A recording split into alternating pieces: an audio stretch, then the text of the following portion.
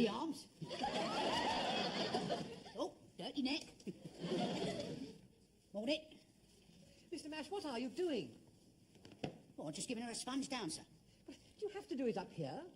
Well, I daren't do it in the cellar, sir. I'd get too excited. Yeah, Daphne, you should be up those stairs by now. Captain Peacock, did you know that this sort of thing was going on? No, I did not. Mr. Nash, you usually do that sort of thing? Yeah, only on the dummies, sir. Well, they can't do them themselves, can they? Captain Peacock, I feel that the female staff should wash the female dummies. Yes, I do see the reasoning behind your observation. On the other hand, what about the male dummies? Yes, well, the men should do those, of course. Have you anybody in mind to attend to the female dummies? Well, how about the female cleaners? Well, I fear that may lead to inter-union strife, sir. But young Mr. Grace would have a fit if he saw this. Yes, you can't afford too many of those. I have it, sir. Why don't we wash them as they do in convents? How's that? They wash in shifts. We don't have that many dummies. No, they wear shifts. Do they? How do you know? One reads books. Yes. What exactly is a shift? It's a sort of petticoat, sir. Is it? That seems rather a good solution. Mr. Bash, in future, I would like you to wash the female dummies with a petticoat on. Well, if you say so, Captain Peacock. Is it all right if I keep my socks on? Excuse me, sir, I must sign on. Captain Peacock, I'm rather surprised to see you wearing a bowler hat. Really, sir? Why? Well, at Grace Brothers, bowlers are reserved for departmental heads and above. I thought those archaic rules had gone long ago, sir. Well, no, they haven't. Senior floor staff, such as yourself, are allowed a Homburg. Junior floor staff should wear caps or trilbies. I see. Morning, Captain Peacock.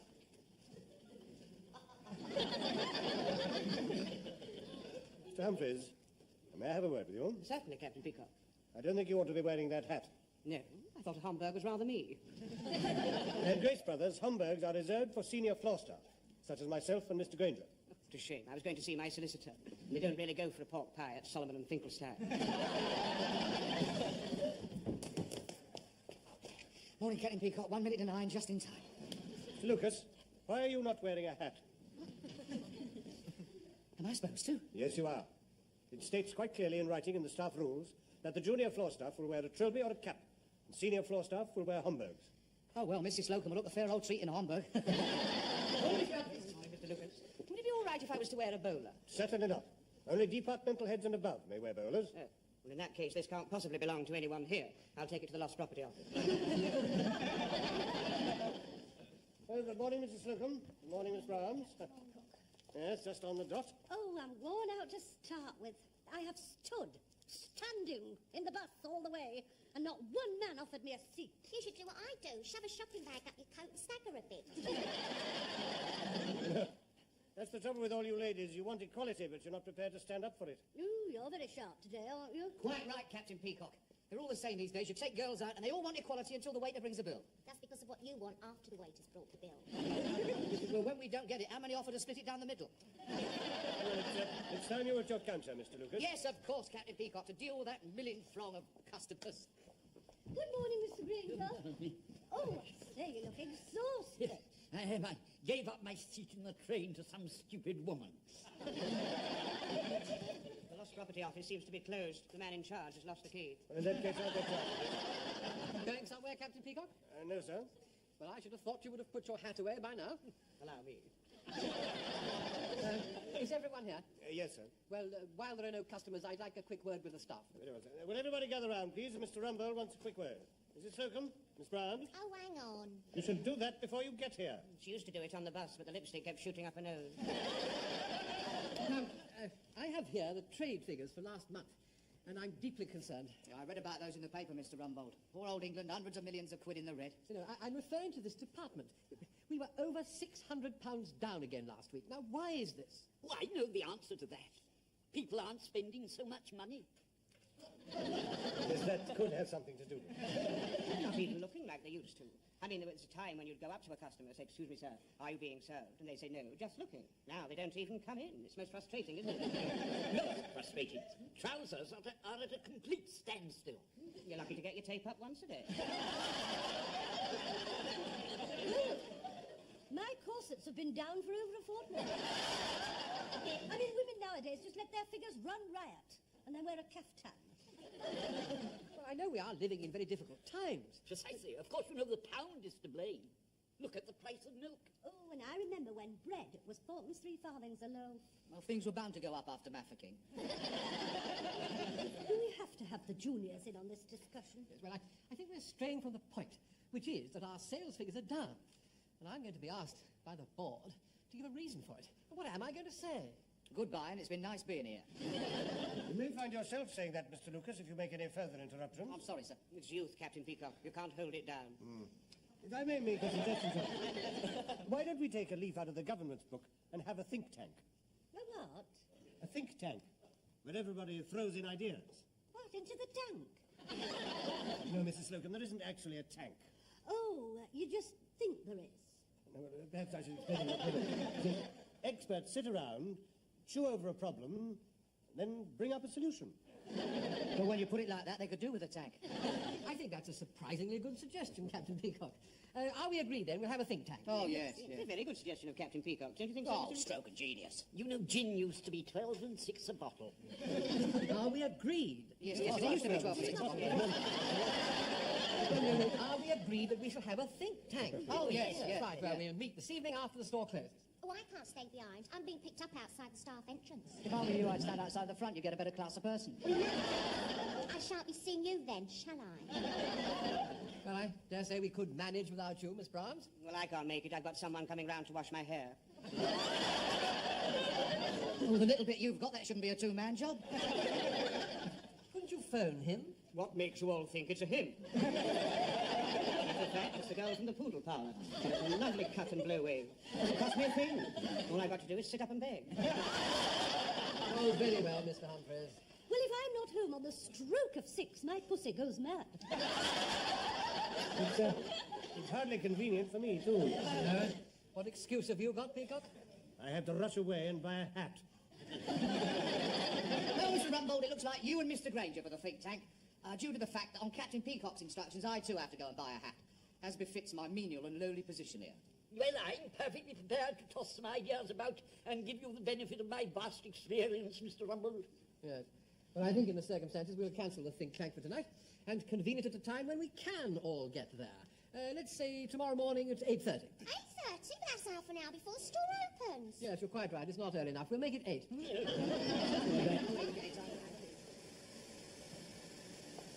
Good morning.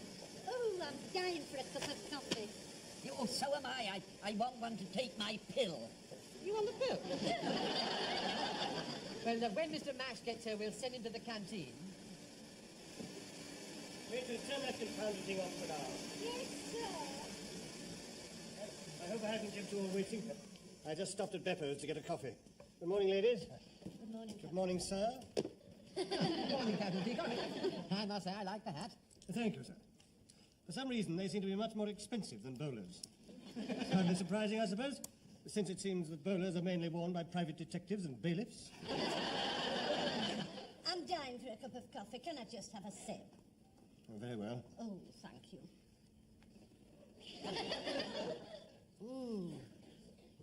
Oh, that's lovely. It's much better than the canteen muck. Taste that, Miss Brown. Oh, isn't it lovely and creamy? Could I just have a sip to wash down my pill? Thank you. It's my blood pressure, you know. Unless I take them regularly, I feel as though I'm going to blow up. Please take it now, Mr. Gray. Oh, it hasn't gone down.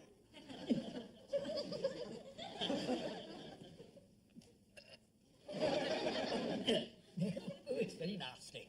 Yes, indeed. You're very quiet this morning, Mr. Humphreys. I was just finishing off my dream. Right, dreamt that there was this wild creature, half man, half beast, came galloping towards me on a big black horse. I didn't know which way to turn. I was absolutely petrified till I noticed he was riding side saddle. It's very difficult getting up early in the morning, you know. My wife insists that we still clean our teeth in the dark. It's all very well for her, but I can't find my teeth. It must be magic being married to you, Mr. Lucas. You're late again, Mr. Lucas. Thank goodness you're all here. I said you're late. Yes, very late. What is the excuse this time? I can't tell you, Captain Peacock, the relief to see you all safe and breathing.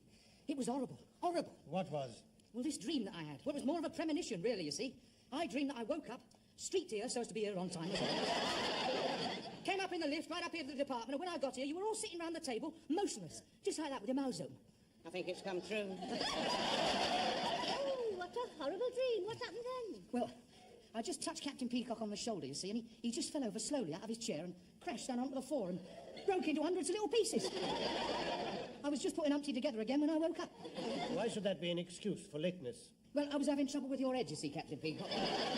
Every time I put it back on, you sort of just unbalanced and fell off your chair again.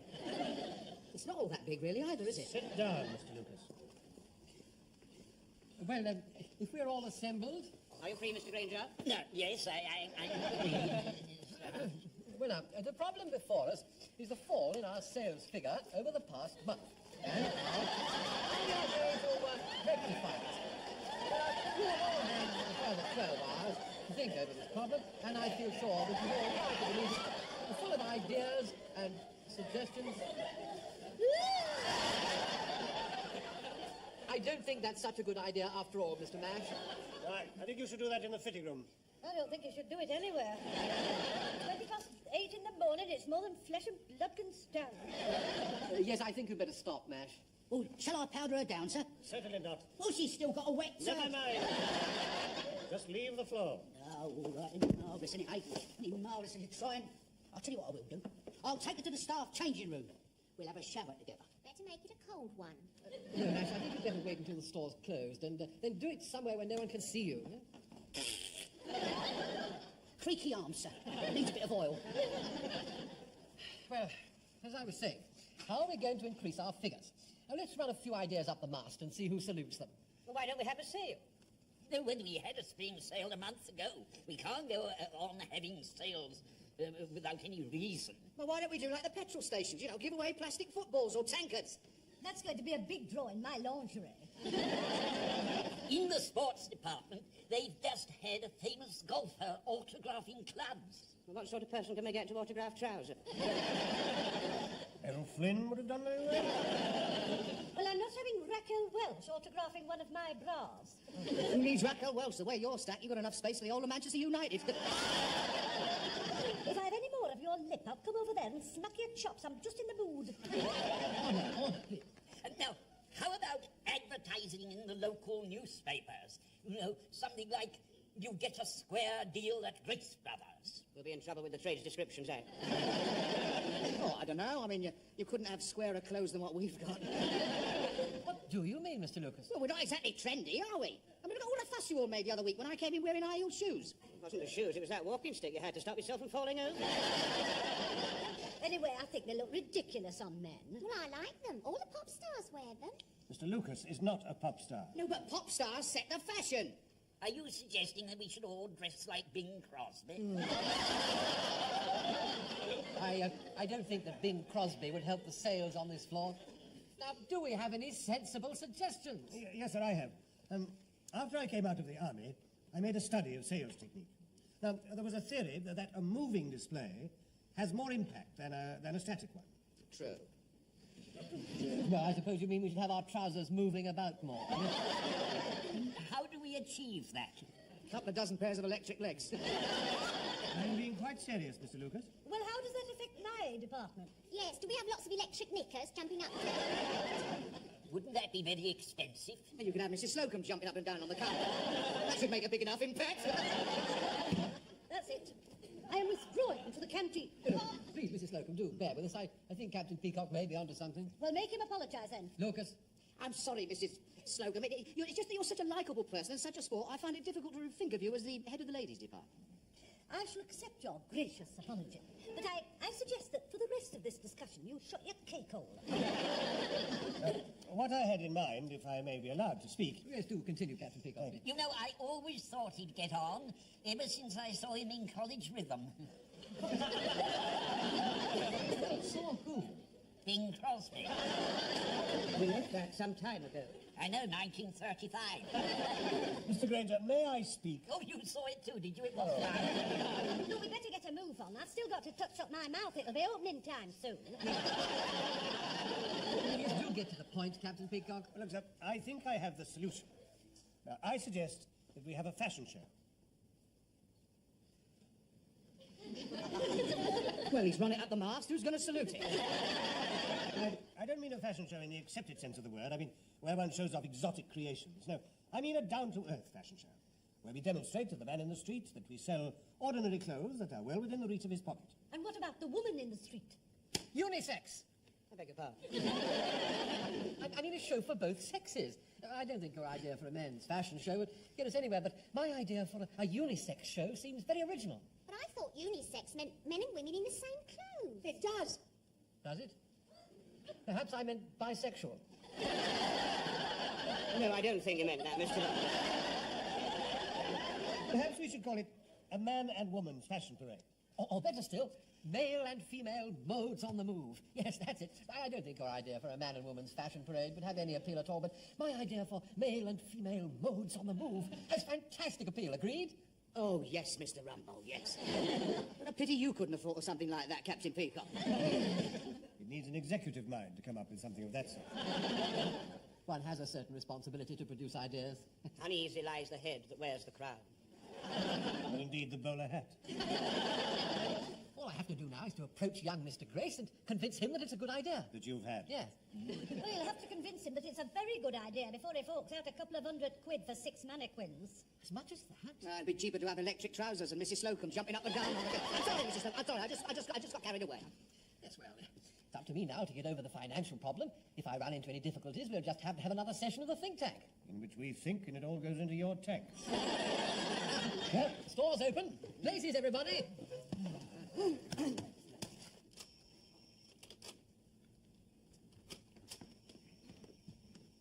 I hope this is not going to take too long. I'm supposed to be going to see Last Tango in Paris. I got the okay from my heart specialist this morning. No, Mr. Grace, you just sit there. Now, what you're going to see is the fashion show that I told you about. Did you? Oh, yes, I remember.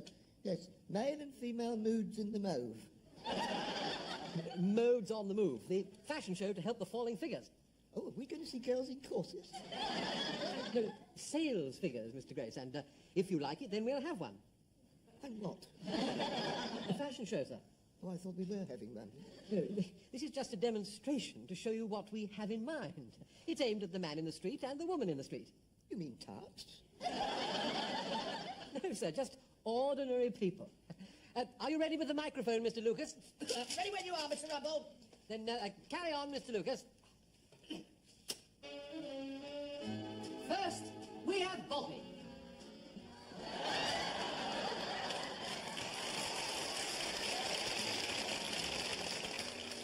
Spring is in the air. But beware the winter wind. But Bobby's keeping us warm as toast in a cosy crombie, inspired by James Bond in You Only Live Twice. Is that a storm approaching? Bobby doesn't care. He's got his snap-up Japanese brolly. Bobby's Great Gatsby hat will stay as dry as a bone. And Bobby's Tootsies will stay dry as well, thanks to his ever-tough streetwalkers. Hat £3, shoes £9.50, cosy crombie from Grace Brothers, $44.95. And I'm extra. Well done. Very good, very good. Isn't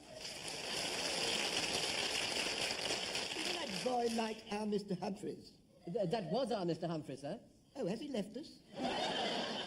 No, sir, but you wouldn't pay for professional models until you were convinced it was a good idea. And now we have Tanya and Tony.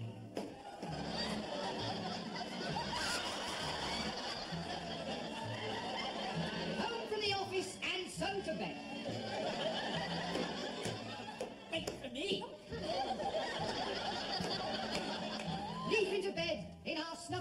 Granger's sleepwear? That's not Granger's wife, is it? No, sir. He always was a bit of a lad. Tony's tired, so he's off to bye-byes. So it's off with the dressing gown to reveal... It's not it. Tony's got knotted, so it's not to reveal anything at all. So let's turn our attention to Tanya. And I must say, that's not too difficult at all. Tanya is wearing one of our new range of naughty 90s. Note the cherries. It's made for dream time, but if she wore it to a ball, who'd notice the difference? Well, I was the one. Mr. Lucas, I'm ready. Not now, Tony, not now. Oh, well, what shall I do? Go and snuff out Tanya's candle. And now, for something completely new. An evening creation as inspired by Susan Hampshire in the Pallisers. As worn by Naomi.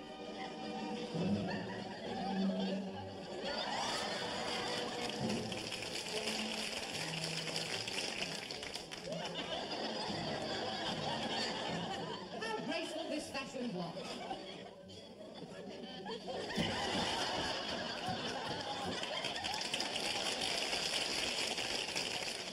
How lucky she had her parachute with her. Well, perhaps all the girls will be wearing one of these soon. Over my dead body. Best material obtainable in Ladies Bespoke. And so we say farewell to Naomi. And so we say farewell to Naomi. Talk. An echo for the elegance of yesteryear. Just one more to come, Mr. Grace. Well, I hope it'll be quick. I don't want to miss the Mickey Mouse. And now, showing us his city suit from our new Tycoon range, we have Rodney. Confident in his casual elegance, Rodney is ready for a board meeting with the captains of industry. There is ample fullness in the chairman's seat. Plenty of give in the arms for those transatlantic phone calls. Concealed pocket for the key to the executive loo. Red lining to gain sympathy during talks with the workers.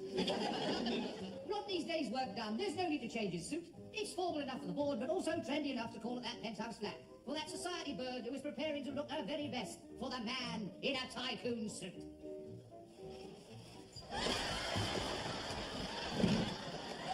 Go! No!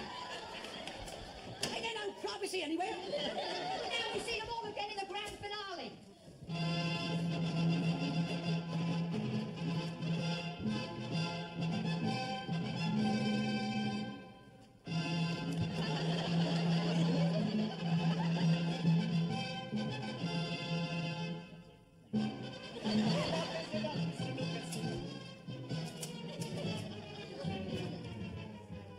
Very good. Well done. Well done. What did you think of that, Mr. Grace? Whose idea was the fashion parade? Mine, sir. Well, I think it's a rotten idea. Or was it mine? Yes, it was. If you want to sell goods, you'd better have a sale. Well, I'm off. Oh, and Peacock. Is that? I wonder, Mr. Rumbold hasn't told you before. That hat doesn't suit you. You should get yourself a bowler and wear it all the time. Don't you agree, Mr. Rumbold? Oh, absolutely, Mr. Grace. Thank you, sir. Well, goodbye, everybody. Bye, Mr. Grace. Goodbye. You've all done very well. Thank you, Mr. Grace.